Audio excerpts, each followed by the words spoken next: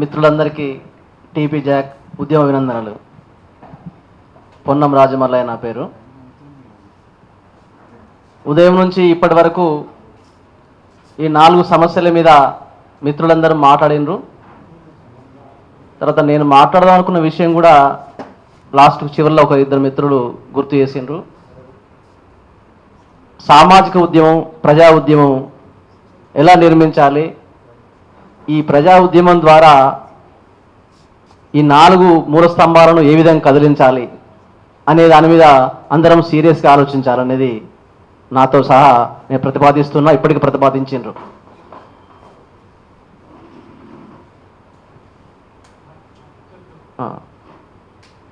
రాష్ట్ర స్థాయిలో, జిల్లా స్థాయిలో ఉన్న వాళ్ళము ఇక్కడ అందరం ఉన్నాము. దేశ స్థాయిలో ఉన్నటువంటి జాతీయ స్థాయి నాయకులు కూడా ఉన్నారు. కానీ మండల స్థాయి, గ్రామ స్థాయి, వార్డు స్థాయి, తర్వాత ఒక పౌరులుగా, ప్రజలుగా ఇన్ని స్థాయిలు విభజించుకొని ఆ విధంగా నిర్మాణాలకు వెళ్ళిపోతే, మన ప్రయత్నం చేస్తే ప్రజా ఉద్యమం నిర్మితమైంది అనేది నా అభిప్రాయం. 70 నుంచి 50 ఏళ్ళ వయసు ఉన్నటువంటి వాళ్ళం ఎక్కువ ఉన్నాం ఇలా. తర్వాత 40 నుంచి 45, 35 మధ్యలో, తర్వాత 30 నుంచి 25 మధ్యలో, 18 సంవత్సరాల మధ్యలో ఉన్నటువంటి యువకులు ఈరోజు మన వైపులా లేరు. అంటే మనం వాళ్ళను స్పందింపజేస్తలేమన్నది నా అభిప్రాయం.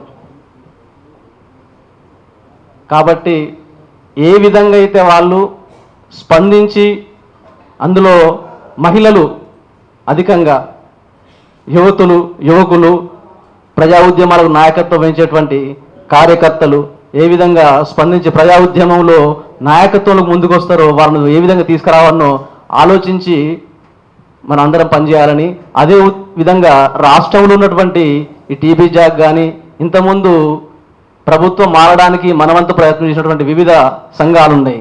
ఫస్ట్ ఈ సంఘాలు రాష్ట్రంలో ఉద్యమాన్ని కోఆర్డినేట్ చేయడం కోసం, మనందరినీ పిలిచి మాట్లాడడం కోసం ఏ విధంగా అయితే సమావేశానికి నిర్వహిస్తున్నారో, రౌండ్ టేబుల్ సమావేశాన్ని నిర్వహించినరో, ప్రజా ఉద్యమాన్ని నిర్మించడం కోసము రాష్ట్ర స్థాయిలో ఒక ఐక్య జాక్ జరగాలనేది నా ప్రతిపాదన.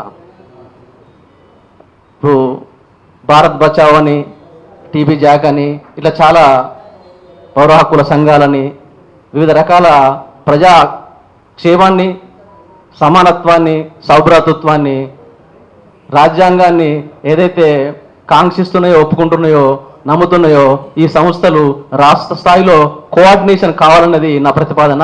కోఆర్డినేషన్ అవుతూ పౌరుని దగ్గరికి, రాష్ట్రంలో కాకుండా, జిల్లాలే కాకుండా, మండలంలో కాకుండా, విలేజ్లే కాకుండా, ఒక వీధి వరకు వెళ్ళి పౌరుణ్ణి స్పందించే విధంగా, ఒక వ్యక్తిని స్పందించే విధంగా, ఒక మనిషిని స్పందించే విధంగా ఉద్యమాన్ని కోఆర్డినేట్ చేయడం కోసము ప్రయత్నం చేయాలనేది, అందులో నా వంతు నేను పాత్రధారణ అవుతానది. ఇది ఒక సూచన అనుకోవచ్చు, విమర్శ అనుకోవచ్చు. నాకు కూడా 56 సంవత్సరాలు దాటి 57 సంవత్సరాలు పడుతున్నాయి. నేను 16 సంవత్సరాల నుంచే ప్రజా ఉద్యమంలో ఉన్నా. 1983 నుంచి. అయితే 16 సంవత్సరాలు ఉన్నటువంటి వ్యక్తులు ఈరోజు కనిపిస్తలేరు. ఈరోజు అందరిలో చూస్తుంటే దామాగుండం గురించి మాట్లాడుతున్నటువంటి నిఖిత, ఆ చెల్లిలాగా ఒకరే కనపడ్డారు. బాధాకరమైన విషయం ఇది. కాబట్టి 3 నిమిషాలు అనుకున్నప్పుడు 5 నిమిషాలు పట్టింది.